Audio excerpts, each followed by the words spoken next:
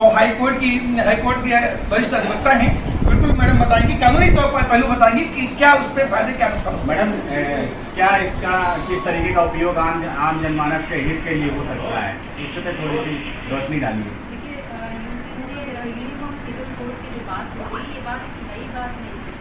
हमें लगता है जब कॉन्स्टिट्यूशन का हमारे जब निर्माण हो रहा था, कॉन्स्टिट्यूशन बनाया जा रहा था, तभी चर्चा हुई थी कि जब हम पूरे भारत को एकत्रित करने की बात कर रहे हैं, एकीकरण करने की बात है, कानूनों की कोई विवेक होना चाहिए और एक यूनिफॉर्म सिविल कोड हमें लाना चाहिए जिसमें सारे धर्म जाति सबको मिला के संहिता तैयार हो, जिसमें सबको रेमेडी मिले। न्याय के लिए हम न्यायालय जाते हैं और न्यायालय के सामने एक खाका हो जिसके हिसाब से वो न्याय करें।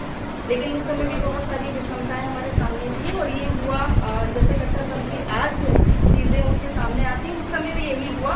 और इसको जैसे बार बार ये हो रहा है, यूपीसी की 44 में पहले ही कहा था कि हमारे भारत में एक समान सिविल संहिता होनी चाहिए।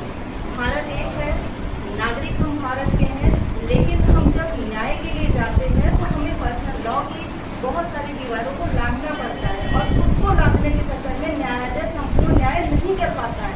बहुत बार उसे टिप्पणी करनी पड़ती है कि मेरे को न्याय नहीं दे पा रहे हैं। क्यों नहीं दे पा रहे हैं? क्योंकि कट्टर तथ्य हमारे सामने खड़े हुए हैं। तो यूसीसी को हमें लगता है कि धर्म, और जैसे अभी तपन जी ने आपसे कहा कि हमें धर्म और राजनीति का चश्मा उतार के इसको हम देखें तो आम जनमानस के लिए बहुत अच्छा है। आपकी जैसे क्वेश्चन था कि आम लोगों को कैसे राहत मिलेगी, बहुत साधारण सा उदाहरण है, आप लोगों के सामने हजारों बार आया होगा। शाहबानों का केस था, मेंटेनेंस के लिए वो महिला गई और क्या हुआ वो सबको मालूम है। संसद में के केस हुआ और मेंटेनेंस धारा 125 जो हमने CRPC में डाली थी उसको वहाँ से हटा दिया गया और उस महिला को धर्म के खाते में खड़ा करके उसके साथ कोई भी न्याय नहीं कर पाई थी। सरला मुद्गल का केस हुआ जिसमें सुप्रीम कोर्ट ने खुद कहा कि आज भारत को एक सिविल संहिता की आवश्यकता है। अभी मणिपुर चल रहा है, शायद हम लोगों के साथ सभी को मालूम है, जो है हमने बहुत सारे कानून बनाए और कानून क्यों नहीं अपना प्रभाव डाल पाते, यही बहुत सारे कारण होते हैं कि अलग अलग प्लेटफॉर्म पे हम लोगों को लाके खड़ा कर देते हैं और फिर वो उसी हिसाब से कभी उसका विरोध होता है।